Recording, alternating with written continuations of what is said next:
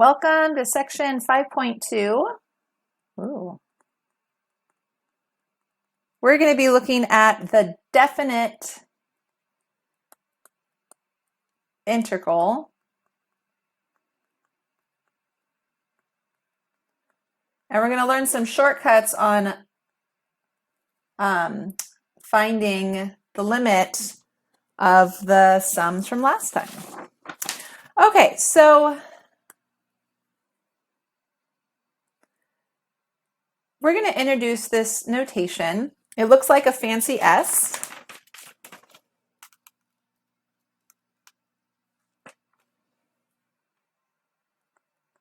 And we're going to go from a to b of a function f of x, and then we have dx. And what this is the limit of the sums from the last section.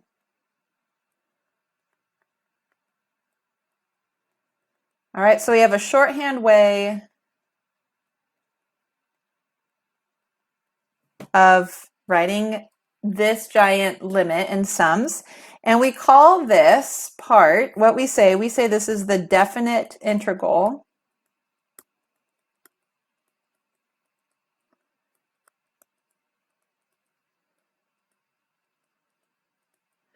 from a to b of f. Okay, and then what we saw in section 5.1 is our interpretation of this. What this represents is this is the area of the region from a to b under the curve f, right, if f is positive. All right, so if we have an f from a to b, and we're looking at this region under the curve, now we have a way of notating that. That's the definite integral from a to b of f of x dx. All right, so that's what that blue region represents. Okay, so there we go. We have some vocabulary. And what we say, if we're able to find that limit, we would say that f is integrable. So if the limit exists,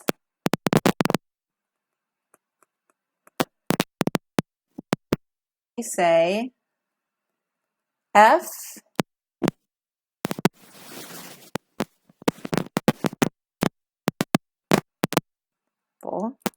on the closed interval a to b. Okay. And also remember, as far as our limits are concerned, this also means that, going back to our epsilon delta definition, so this means that for each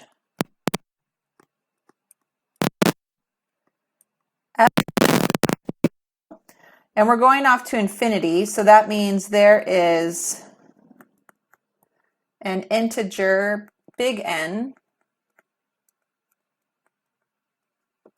such that difference between our definite integral and the limit as we go off to infinity, as n is sufficient.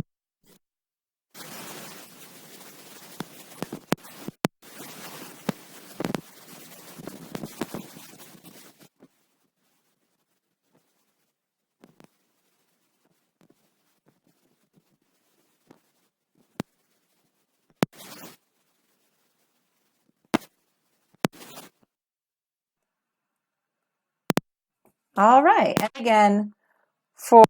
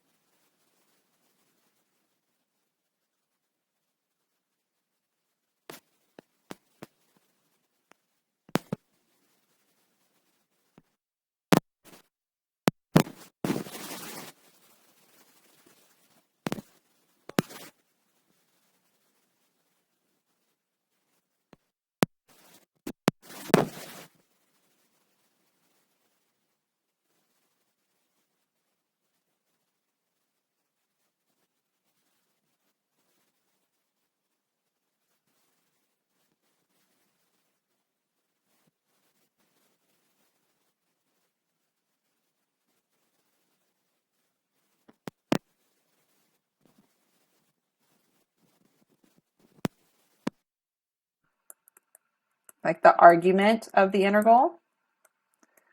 Kind of like the argument of the radical is the radicand, right? Our interval a to b, the endpoints are called the limits of integration. And there's an upper limit and a lower limit.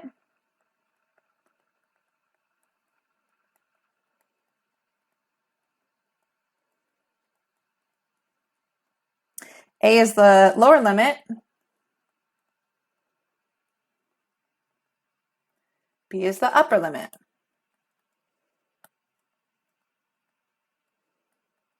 Okay, and then the last thing we have in this is the dx. And the dx is important because it tells us what the independent variable is. All right, so it indicates the independent variable.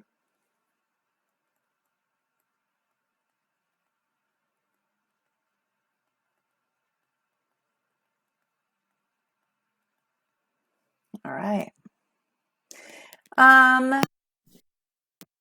Well, is we can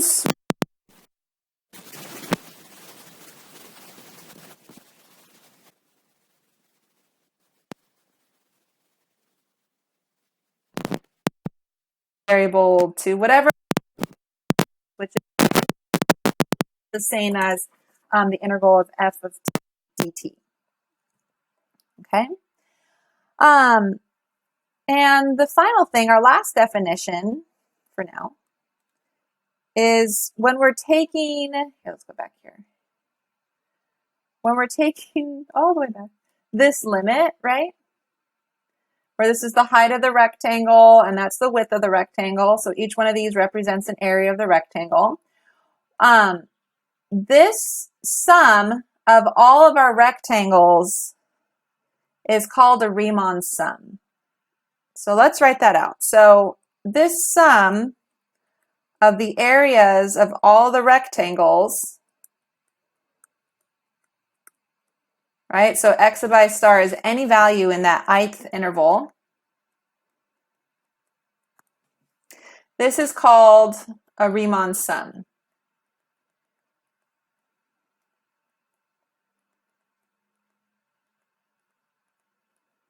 And we use it to find the area of a region. So Riemann sum is when the sum of the area or a region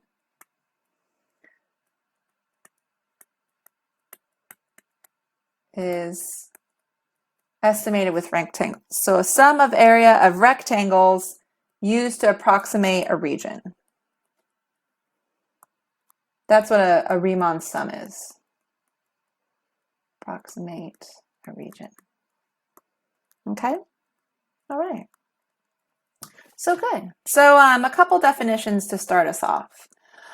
Talking more about integrals. The integral, when we're saying, we're interpreting it as the area under a curve. In section 5.1, we just looked at positive functions, right? Functions that are just above the curve. But what happens if the curve goes below the x-axis and becomes negative? All right, so this could be like our f. So now we have two different types of areas. We have an area above the x-axis, and we have an area below the x-axis. All right, and it matters. They don't behave the same. If the area is above the x-axis, it's considered a positive area. And if the area is below the x-axis or the curve goes below the x-axis, that's negative. So if we were to label each of these areas, quantify them as A1, A2, A3, oops, I'm going to make that an A3, then the total region, or I should say rather the indefinite integral of a to b of f of x dx is equal to, let's see, A1 and A3 are positive and A2 is negative. So when we sum them up, oops, it's really going to be A1 minus A2 plus a 3. Okay, so we can think of this then as kind of a net area. All right, so that's new. So depending on where the curve goes is going to determine if the area is positive or negative. An interesting thing, let's look at this example. Let's say we had y equals sine of x. We know with sine of x we have this great symmetry because we're just going around a circle. And let's say we wanted to get the integral from 0 to 2 pi.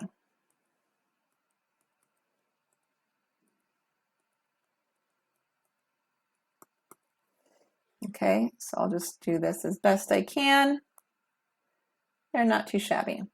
Okay, so if we wanted to find the integral from 0 to 2 pi of the function sine of x dx, that's the area under the curve. So we'd have to look at this area, which is positive.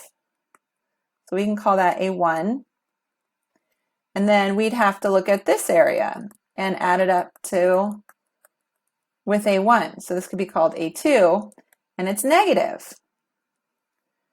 So the area under the curve from 0 to 2 pi is going to be a1 minus a2. And because just how our sine works, these two curves are the same, right? This is like the first half of the circle. This is the second half of the circle. It's totally symmetrical. So that integral is actually equal to 0. The net area is 0. So that's something to keep in mind, a nice way to demonstrate net area. Okay. So we talked about, taking the area under a curve for continuous curves, and it turns out f doesn't always have to be continuous. So there's two cases. F is continuous. So if f is continuous, or, wait, let's finish that thought, on AB, of course, closed interval, or if f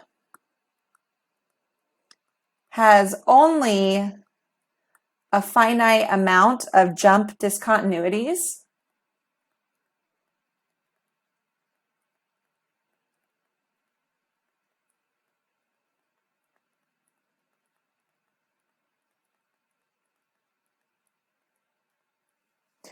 okay, then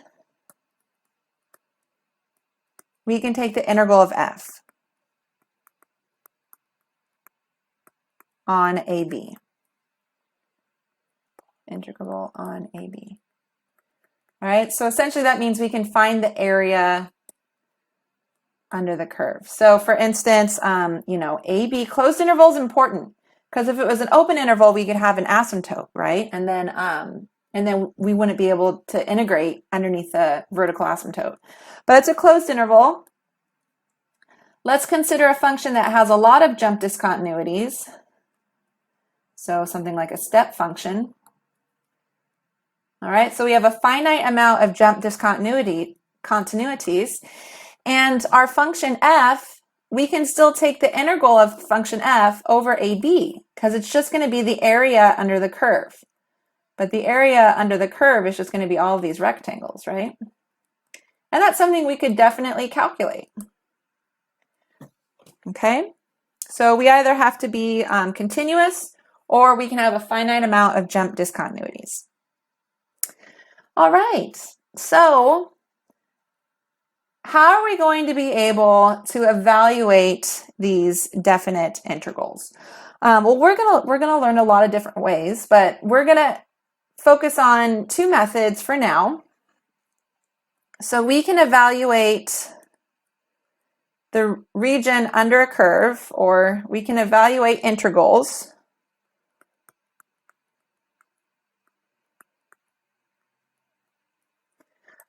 using summation laws like we did in 5.1, or physically calculating the area using geometry. Because again, that's what an integral is. It's area under a curve.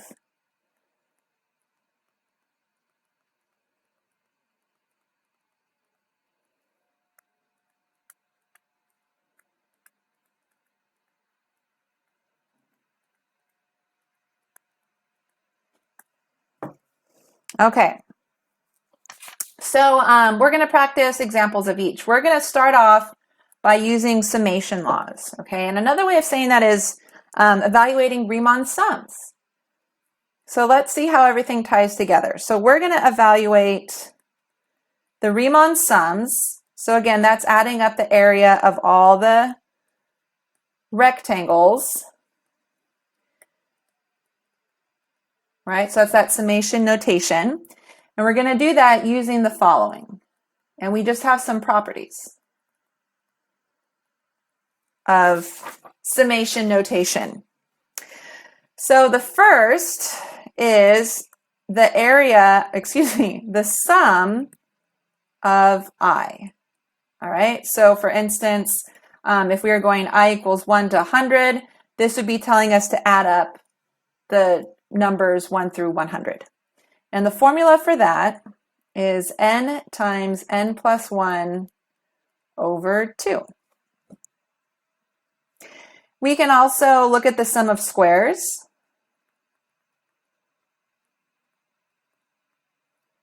All right, so we're adding up 1 squared plus 2 squared plus 3 squared plus 4 squared plus 5 squared, et cetera, et cetera. And a quick way to doing that is to use this formula.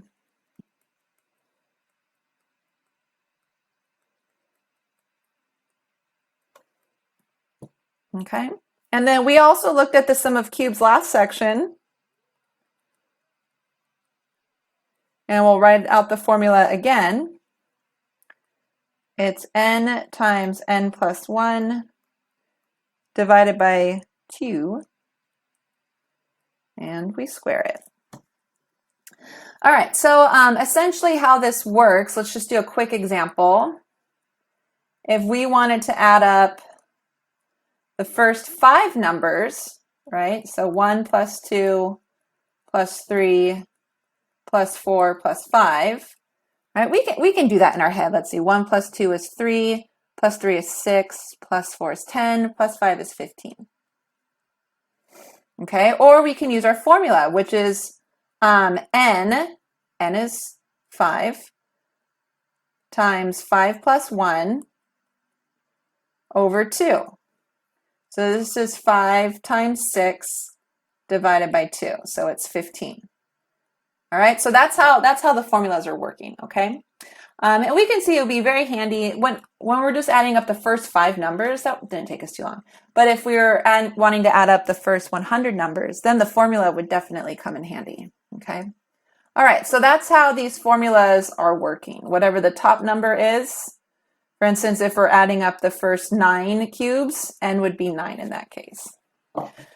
Okay, so some other helpful ones. These are the big ones, but some other properties that are going to help us evaluate these Riemann sums are the following. Let's say we wanted to add up a constant n many times, so c plus c plus c plus c plus c. Well, repeated addition is multiplication, so it's going to be n times c. All right, and again, this is c is a constant. All right, so c is a constant. Okay, what else do we have?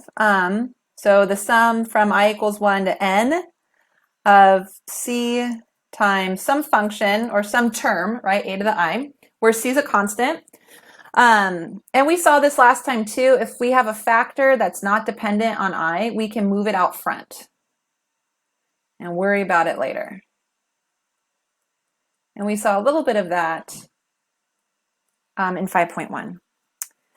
All right, and then if we're taking the sum of a sum or difference, okay, so, if we were to expand this, be A1 plus B1, A2 plus B2, plus A3 plus B3, et cetera, et cetera. Well, we can rearrange everything because addition is commutative, excuse me. And we can take the sum of the A's and then add plus or minus the sum of the B's. So it works for addition and subtraction. Okay. So let's see how we can use this to find an integral. And we're going to number 26C in this homework set for 5.2. And it says we're going to use theorem 4 to evaluate this integral.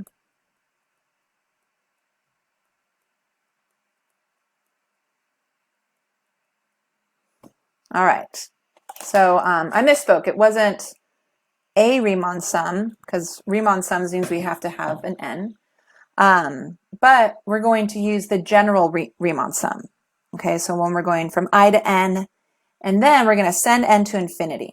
Okay, so what I'm talking about is this. This is the definition they want us to use.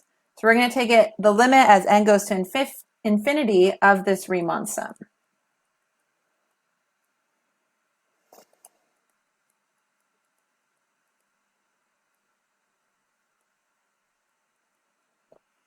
Okay.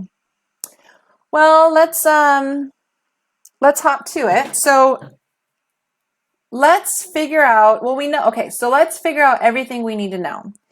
And we know our function f is going to be, and we can just write it down here.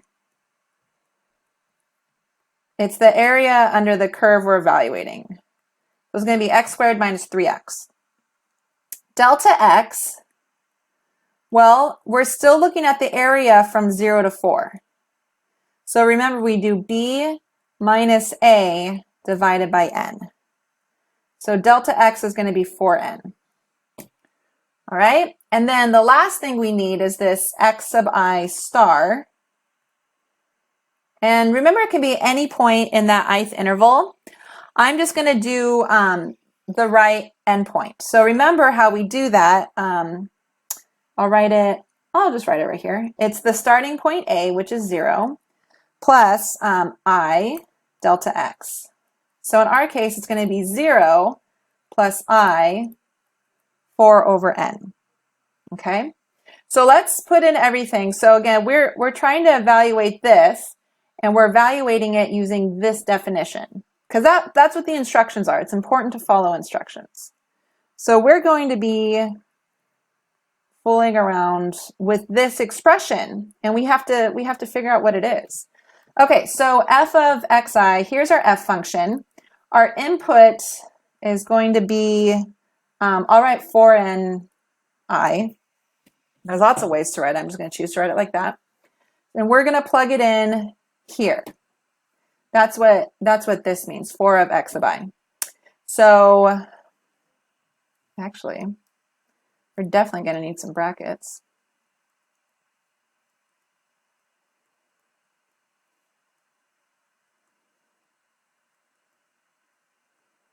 All right, so that's this part.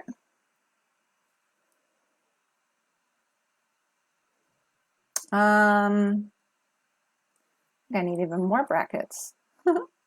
Times delta x. All right, we'll do something like that.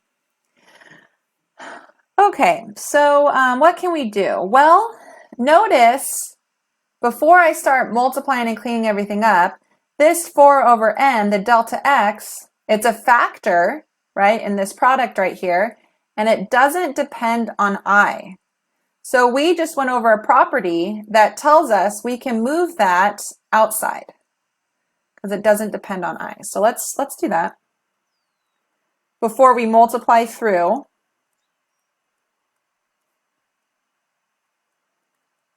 Okay.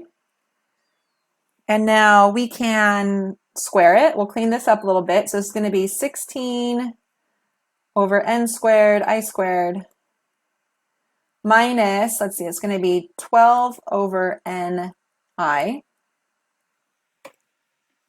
Okay, and now we have the sum of a difference. And we learned that we can essentially take the sum of each term and then take the difference. So let's use that next property. Oops. So I can track my steps. We're going to distribute that. Then also up here, we put it out front. All right, so we're just kind of keeping track of what we're doing.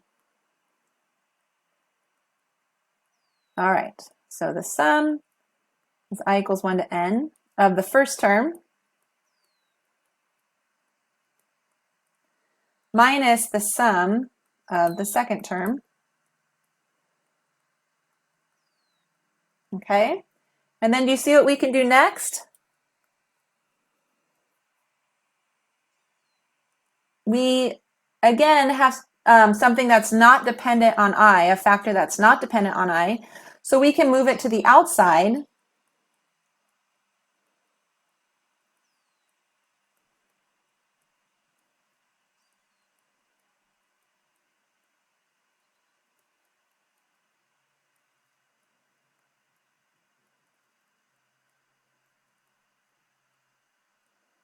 Okay, like that. All right, and the reason why we're doing this, so our whole goal when we were cleaning this up, we want to evaluate this Riemann sum for just n many rectangles. And we kept cleaning it up and using the first or these last few properties right here because now we have expressions, two expressions that are just the sum of I and the sum of squares. So we can substitute in these formulas now. So we couldn't use those first three formulas until it was isolated. It was just the sum of numbers, squares, or cubes. Okay, so we're going to make these substitutions according to our formula. And that will get rid of the summation sign. So then we can focus on taking the limit. All right, I'll write them in a different color. So the sum of squares, if you remember, is n times n plus 1, 2n plus 1, all over 6, minus 12n, times the sum of numbers, which is n times n plus 1, divided by 2. Okay, and then that takes care of the summation sign. So now we just have to focus on taking the limit as n goes off to infinity. And we know how to do that. We have experience doing that. So let's start cleaning things up. I'll use a different color. And what can we clean up? Well, for now, we'll just focus on the stuff inside the parentheses. We can factor out a 2 in the first term. So 16 divided by 6. We can factor out a 8. No, not an 8, sorry. We can factor out a 2. Okay. And then we have an n squared and an n factor. Remember, we can only cancel factors. So we can get rid of that. We're just left with a copy of n. Remember, we cannot cancel an n here and an n here because this n is not a factor. It's part of a sum. So don't cancel this. You're not allowed. All right, and then over yonder, what can we do? The 2 n's will cancel. And then 12 over 2 will be left with the 6 on top. Okay. So what do we have now?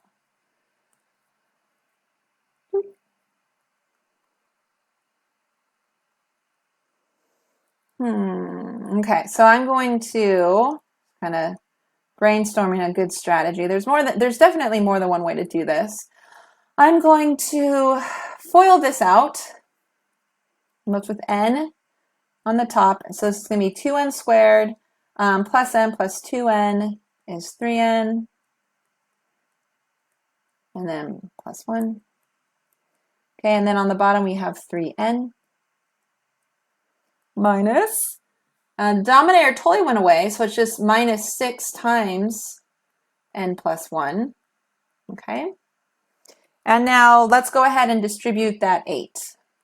Okay. This is a lot of work, right? It's okay.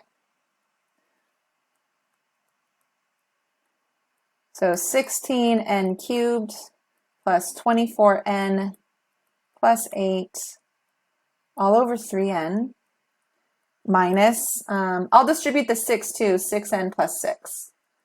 All right, because you remember when we're taking limits at infinity, we need everything to be as clean as possible. All right, so inside the parentheses is fairly cleaned up. Let's go ahead and we can distribute our 4 over n now.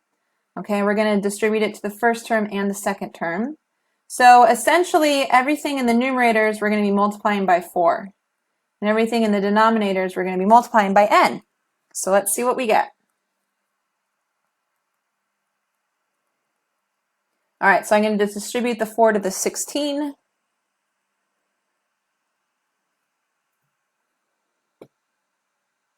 And I'm going to back up. Did you guys catch my mistake? So sorry.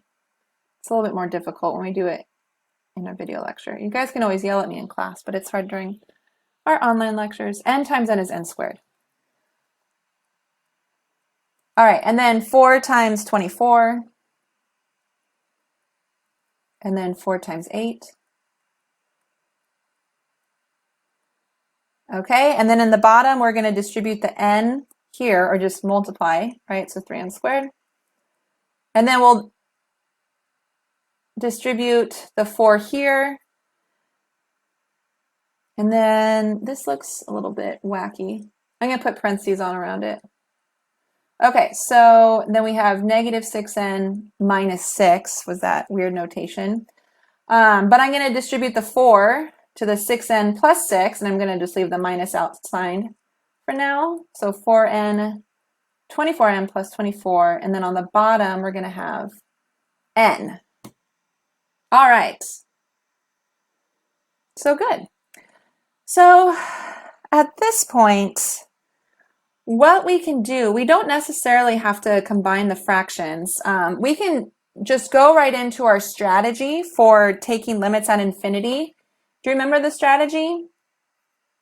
Now that we have, just blocks of fractions like this, for each fraction, we're going to divide each term by the highest power in the denominator.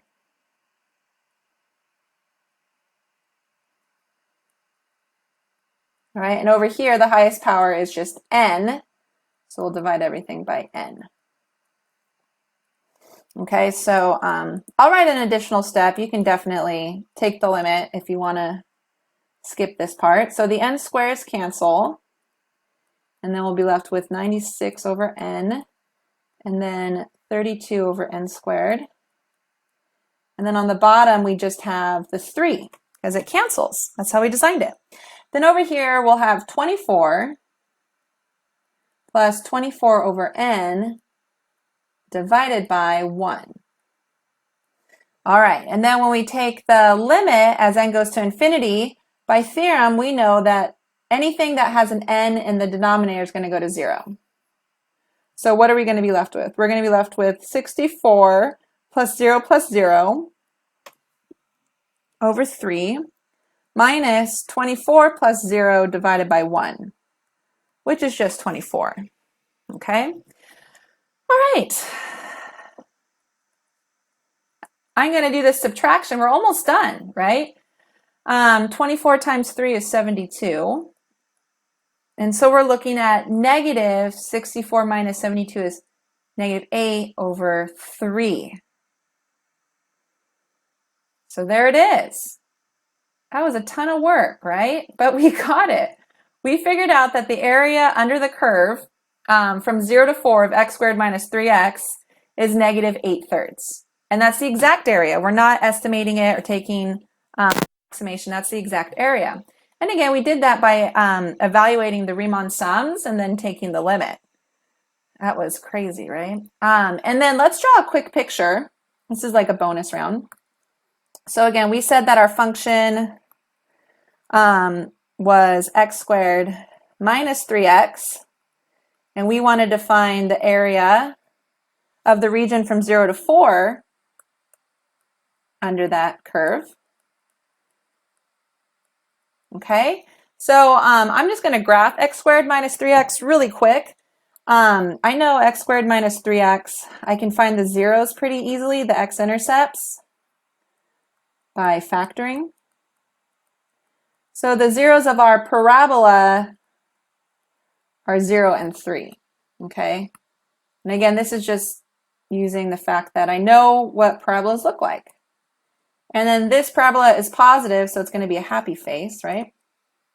So our parabola looks something, you know, like this. Again, just a really quick sketch. Woo! And then here's 4. All right, so what this negative 8/3 represents, you know, this could be, whoops, I used it. I'll be consistent with my colors. The negative areas were green. So this could be A1, and it's negative. And then this would be A2. And so this integral from 0 to 4 of x squared minus 3x dx is, you know, negative A1, because the area is negative, plus A2. And it turns out that that area, that net area, is negative 8/3. So that's why the derivative is negative, because this green area is much bigger than the positive area.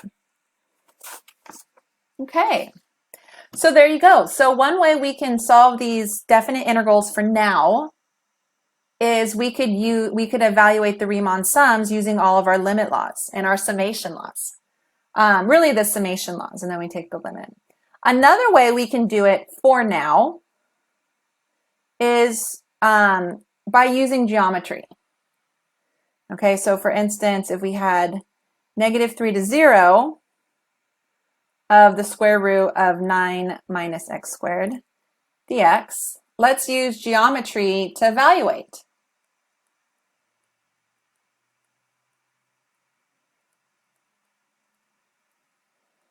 Okay, so what do I mean by using geometry? Well, when we graph some things, you know, some graphs are going to end up looking like rectangles. Excuse me, let me start over. Some areas under a curve are going to look like rectangles. So for instance, if we were looking at the area from A to B over a constant function, we can use geometry to figure out that area, because we know how to find the area of a rectangle.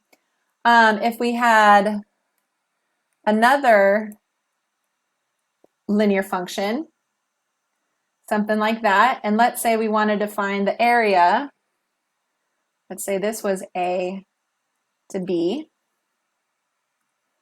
well, that would be the area of a triangle, 1/2 AB. So we could use geometry to figure out this region. So that's what we mean when we say let's use geometry. We have our formulas, right? Area is base times height, for instance. Area is 1/2 base times height, stuff like that. And now let's look at this. So the square root of 9 minus x squared. So let's examine that a little bit. That means our function, I'm going to write it in terms of y, is the square root of 9 minus x squared. Let's square both sides. And we have this. Y squared is equal to 9 minus x squared. And then if we put the x squared on the other side, we have something like x squared plus y squared is equal to 9. Does that shape look familiar to anyone? It's the graph of a circle with what radius? Radius 3. All right, so that's x squared plus y squared is equal to 9. And now our function is the positive square root. All right, notice if we were to go backwards here, we'd have, you know, solving for y, we would subtract x squared, and then solving for y, we would take the square root of both sides, but it's normally plus or minus. When we take the square root of something using the square root property, it's plus or minus. This is the positive root.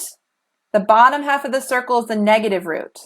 So in our case, we just want the positive part of the circle. So that's what this function represents. This is 9 minus x squared. I'll do it in a green highlighter. All right, and then on the bottom, just for comparison, it's not what we're doing, but let's draw it, no harm in that. This is the negative square root. Okay? All right, and we want to find the area under the region of the green curve from -3 to 0.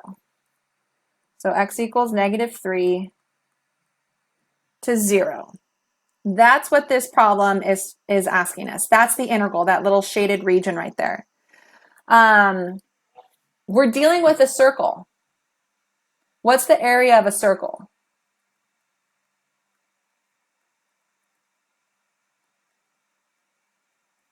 It's pi r squared, right? And how many pieces of the pie do we have? We have 1/4 of the pie. Okay, so this little, region we have going on from -3 to 0 of the square root of 9 minus x squared dx is 1/4 the area of a circle. It's 1/4 the area of a circle. And we even know the radius. The radius, since it's x squared plus y squared equals r squared, so r is 3.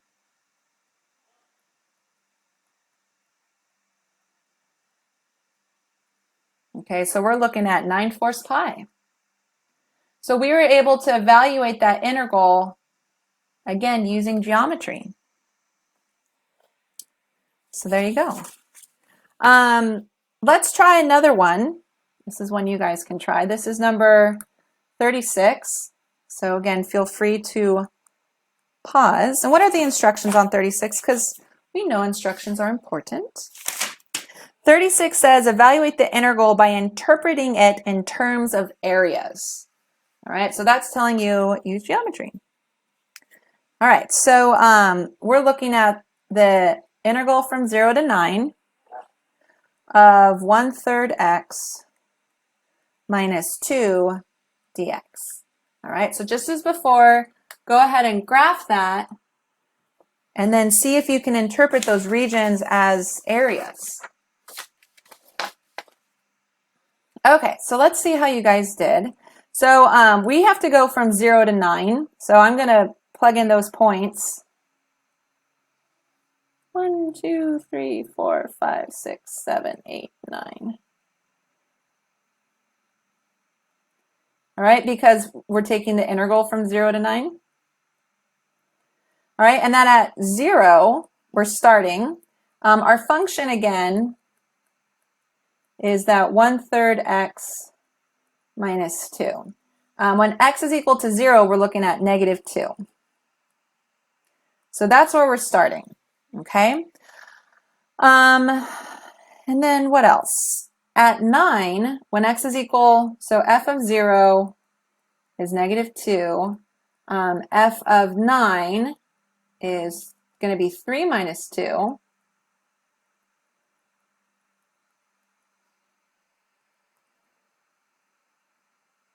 I'm also curious of where we're going to cross, because we're going to cross the x-axis at some point. So to figure out where it crosses, we could do the slope rise over run. So up 1 over 1, 2, 3, up 1 over 1, 2, 3, up 1 over 1, 2, 3. Or we could also, set it, there we go. F equal 0. Set f equal to 0 and then figure it out. Okay, but that's a straight line. And it just goes from 0 to 9. And we have to figure out the integral. So that means we're going to have to add up this area right here. And we have some negative area. So we're going to have to subtract it from this area right here. Okay. Well, these are triangles. We know how to find the area of a triangle. Let's do the green one first. The height is 6, because we can just, see it, we can count it. And then the base is 2. And so we'll call it A1 is equal to 1/2 base times height. So it's 6. And then we'll call this next one A2. And we have a base, let's see, 1, 2, 3. 9 minus 6 is 3. And we have a height of 1. So A2 is 1/2 base times height. So it's 3/2. Okay, so now we can talk about the integral of this function. It's going to be the green area, but it's negative, so it's not going to be 6, but -6, plus that positive area, 3/2. Okay, and of course we clean it up. So let's see, I multiply top and bottom by 2 for this -6. And notice -12 divided by 2 is -6. And we're looking at -9/2. -9/2. All right, so there you go. So that's how we're interpreting our integrals, our definite integrals, using geometry. And we also, of course, know how to do it with the Riemann sums.